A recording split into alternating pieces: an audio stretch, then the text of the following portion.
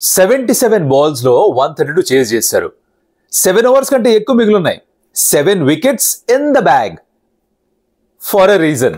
First T20I between India and England చాలా ఈజీగా వన్-వే contest గా మారిపోయింది. ఈడెన్ గార్డెన్స్ లో అలా చిటికలేస్తూ ఆడుతూ పాడుతూ వెనెల కింద మ్యాచ్ కొట్టేశారు ఇండియన్ టీం. పర్ఫార్మెన్స్ చూస్తే చాలా ఉన్నాయి. మరి అన్ని మాడుకోవాలి కదా మనం. ఇంకెందుకు ఆలస్యం, let's get started. Welcome to Stump Tales. నా పేరు Kaushik and it's time to talk about the first T20 International. ఏం జరిగింది దాని గురించి కాస్త మాట్లాడుకుందాం. సమరీ ఏమిట్రా, అసలు ఏం జరిగింది భయ్యా మ్యాచ్ లో? మీరు చూసుండకపోయి ఉంటే ముందర చెప్పాలిగా ఏం జరిగిందో. అది చెప్తా. ఫస్ట్ ఇంగ్లాండ్ ఫస్ట్ బ్యాటింగ్ చేయాల్సి వచ్చింది. టాస్ ఓడిపోయారు. 132కి ప్యాక్. అంటే 200 పైన కొట్టేస్తారు. మంచి బ్యాటింగ్ అయినప్పుడు ఇప్పటికీ ఒప్పుకుంటే మంచి బ్యాటింగ్ అయిపోయాయి. బట్ 132కి ప్యాక్. ఇండియా 77 balls లో ఫినిష్ చేశారు. అంటే 12.5 overs కల్లా అయిపోయింది మ్యాచ్. బడాష్ మంగళగిరి ఈజీగా కొట్టేశారు అనమాట. పర్ఫార్మెన్స్ తోపు ఎవర్రా అంటే అది డీటెయిల్గా మాట్లాడుకుందాం మనం. ఫస్ట్ థింగ్స్ ఫస్ట్, ఇండియా 11 గురించి కాస్త డిస్కస్ చేయాలి. బికాజ్ ఇంగ్లాండ్ వాళ్ళు 11 ముందరే చెప్పేశారు. బట్ ఇండియా 11 విషయానికి వస్తే కనుక మొహమ్మద్ షమి ఆడలేదు. ఫిట్గా లేడా, డ్రాప్ చేశారా, ఏం చేశారో క్లారిటీ లేదు. అనుకుందేంటి, నంబర్ 8లో గనక ఒక ఎక్స్ట్రా బ్యాటింగ్ ఆప్షన్ కావాలి అంటే బిష్ణోయ్, వరుణ్ చక్రవర్తి ఇద్దరులో ఎవరో ఒకళ్ళే ఆడతారు అని అనుకుంటే వాళ్ళిద్దరిని ఆడించి షమీని డ్రాప్ చేసి వారు దొబ్బారు. ఇప్పుడు ఫిట్ కాకపోతే అసలు స్క్వాడ్లో ఎందుకు సెలెక్ట్ చేశారు? ఫిట్గా ఉంటే డ్రాప్ ఎందుకు చేశారు? ఇప్పుడు ఛాంపియన్స్ ట్రోఫీకి ఫిట్గా ఉన్నాడా లేదా తెలుసుకోవాలి. మ్యాచ్ ఫిట్నెస్ ఎలా ఉందో తెలుసుకోవాలి. ఇంటర్నేషనల్ లెవెల్లో ఆడితేనే కదా తెలిసేది. 4 ఓవర్లైనా కూడా వేస్తే తెలిసేది కదా. మరేమో స్పిన్నర్స్కి ఎక్కువ హెల్ప్ ఉంటుందని చెప్పి 3 స్పిన్నర్లు ఆడించారా? షమి వద్దనుకున్నారా? నెక్స్ట్ మ్యాచ్లో ఆడతాడా? నిగిలేమన్నా ఉందా? అబ్బో ఇవేం తెలియట్లేదు నాకు. మీకు ఏమన్నా తెలుసా? ఎక్కడ నుంచి చదివారా, ఎక్కడ చూసారా, ఎక్కడన్నా విన్నారా? కాస్త కమెంట్లో చెప్పండి. I didn't understand what the move was boss. As simple as that. Shami ఆడుండాల్సింది నా ఒపీనియన్లో.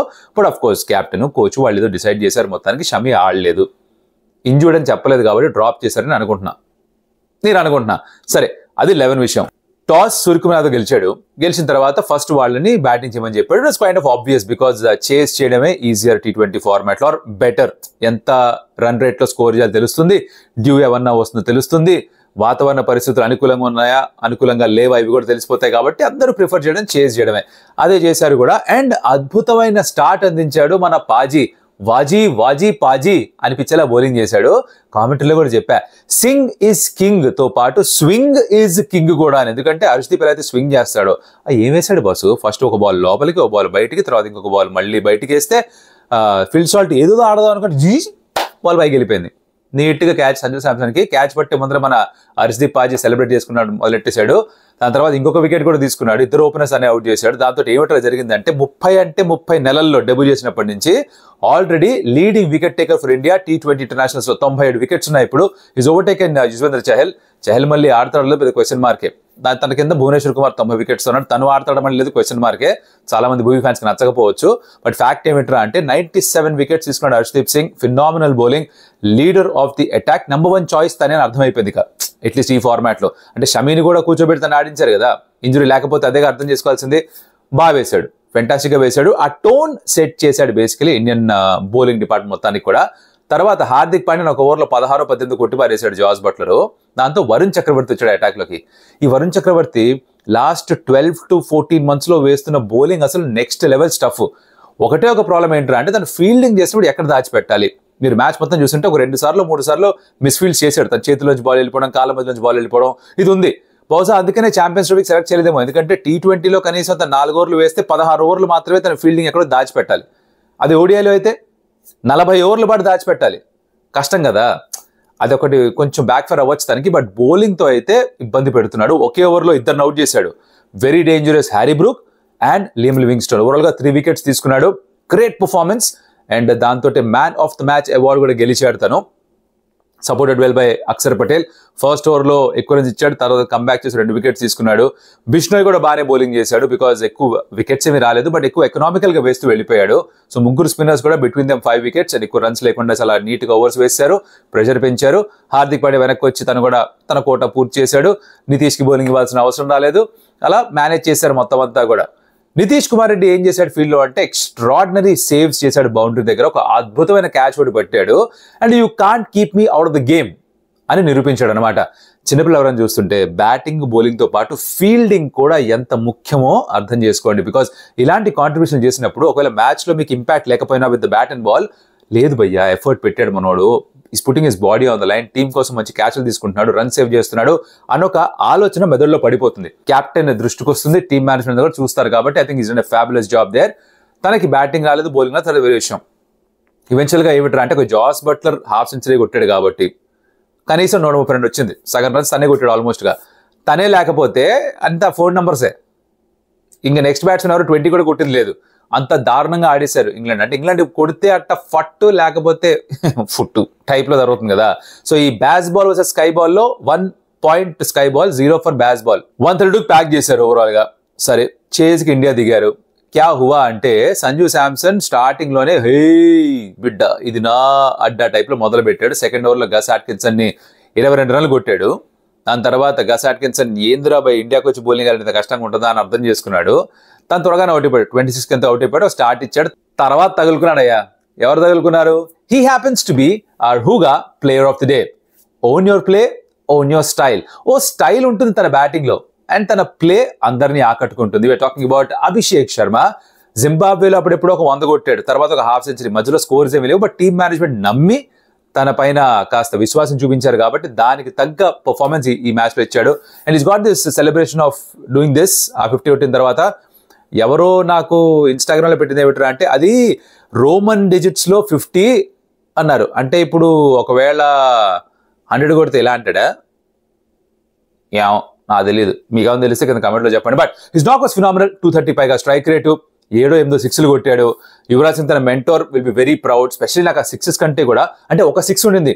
యువరాజ్ ఒక ఫ్లిక్ కొట్టేవాడు కాళ్ళ పైన వేస్తే లెగ్ సైడ్ స్క్వేర్ లెగ్ మీదకి. ఆ 6 సెకండ్ ఇంగ్లాండ్ అక్కడ కూడా ఉండింది ఆ షాట్ అగేన్స్ బ్రాడ్. అదే షాట్ అవుట్ కొట్టాడు. ఇంకొకటి ఒక కవర్ డ్రైవ్ వాడాడు. బ్యూటిఫుల్ బ్యూటిఫుల్ అంటే బ్యూటిఫుల్ అనమాట. అలా ఆడేసి తను అవుట్ అయిపోయాడు. కాస్త లక్ ఉండింది, 2-3 క్యాచ్లు డ్రాప్ అయ్యాయి. బట్ ఓవరాల్గా ఫెనామినల్ పర్ఫార్మెన్స్ అమ్మా. అందుకని he happens to be our హూగా ప్లేయర్ ఆఫ్ ద మ్యాచ్. తనతో పాటుగా తిలక్ వర్మ చిన్న కాంట్రిబ్యూషన్ మాత్రమే. అంటే అక్కడ అలా ఒక పక్కన ఉతికారేస్తుంటే ఇంకేం చేయడానికి లేదు కదా. అలా సినిమా చూశాడు చక్కగా. నాన్ స్ట్రైకర్ ఎండ్లో కూర్చుంటే అంతకంటే మంచి సీట్ ఉండదు బ్లాక్ బస్టర్ మూవీ చూడడానికి. చూసాడు, అభిషేక్ శర్మ చూపించాడు. ఓవరాల్గా మ్యాచ్ అలా ఫినిష్ అయిపోయింది. అంటే సూర్య వచ్చి అలా అవుట్ అయిపోవడం కొంచెం యాంటీ క్లైమాక్స్ అనిపించవచ్చు. బికాస్ ఇదే వెన్యూ, అదే ఆపోజిషన్, అదే బౌలర్తో తన ఫస్ట్ సిక్సర్ ఫస్ట్ బాల్కే కొట్టాడు సూర్య తన ఇంటర్నేషనల్ కెరియర్లో. తర్వాత సెకండ్ మ్యాచ్, ఫస్ట్ మ్యాచ్లో బ్యాటింగ్ రాలేదనుకుంటా, రెండో మ్యాచ్ ఆడుతూ ఫస్ట్ గుర్తున్న షాట్ టక్కన కొడితే వెనకాల స్క్వేర్ లెగ్ అవతలకి 6. అదే బౌలర్కి అవుట్ అయ్యాడు. Very intelligent bowling. Should actually appreciate Jofra Archer because out side the off stump వేయడం, పేస్ ఎక్కువ ఆఫర్ చేయదు. బికాస్ పేస్ ఇస్తే సూర్య ఈ షాట్ ఆడతాడని తెలుసు, అందుకే పేస్ ఇవ్వకుండా స్లోర్ బాల్ వేశాడు. తెలివిగా బౌలింగ్ చేశాడు. ఇంకోటి ఏమిటి రాండి, looks to be at his best because ఆ పేస్ వాజ్ అట్ 145-146 km/h వేగంతో వేయగలిగాడు. Which tells you that his back elbow మొత్తం అంతా కూడా పూర్తిగా హీల్ అయిపోయిందని అనుకోవాలి. మార్కుడు కూడా ఆల్మోస్ట్ 154-155 km/h టచ్ చేశాడు. That is serious pace man. And వాళ్ళ దగ్గర ఉంది ఆ వేగమే, బట్ ఆ వేగం వాళ్ళకి పెద్దగా కలిసి రాలేదు. Because India they made very easy of the target, means made of the target. ఈజీగా అలా ఆడుతూ పాడుతూ ఫినిష్ చేశారనమాట. నేను చెప్పినట్టుగా 77 బాల్స్ మిగిలి ఉండగా 77 బాల్స్లో స్కోర్ చేసేసి 7 వికెట్స్ ఉండగా 7.1 ఓవర్స్ ఉండగా మ్యాచ్ ఫినిష్ చేశారు. దాంతో 1-0 లీడ్. నెక్స్ట్ ఇక్కడి నుంచి ఎక్కడికి రా అంటే అలా ఫ్లైట్ వేసుకొని చెన్నైకి వచ్చేస్తారు. చెన్నైకి వచ్చి చెపాక్లో మ్యాచ్ ఆడాలి. అక్కడన్నా షమి ఆడతాడా? అక్కడ బ్యాటింగ్ కొంచెం అనుకూలంగా ఉంటుందా? ఆ 200 స్కోర్లు ఏమన్నా చూస్తావా? ఇంగ్లాండ్ కొంచెం బెటర్గా పర్ఫామ్ చేస్తారా? Bazball versus SKY ball domination, ఇవన్నీ అక్కడ తెలుసుకుందాం. సరే, వీడియో చూస్తుంటే పర్ఫార్మెన్స్ మీకు నచ్చుంటే ఎవరి పర్ఫార్మెన్స్ బాగా నచ్చింది, ఏ పర్ఫార్మెన్స్తో మీరు చూసి అబ్బాబాబా అనుకున్నారు అదొకటి చెప్పండి. ఇంకోటి, చాలా కాలం తర్వాత తిరిగి మళ్ళీ స్టార్ స్పోర్ట్స్ తెలుగు Disney+ Hotstarలో నేను కామెంటరీ చేశాను. చాలా మంది అడుగుతున్నారు ఎంతో కాలంగా, అదొకటి జరిగింది. ఈ సిరీస్లో ఇంకొక 2 T20 మ్యాచ్లు చేస్తాను, 3 ODIs కూడా కామెంటరీ చేస్తాను. మధ్యలో 2 T20స్కి లేను.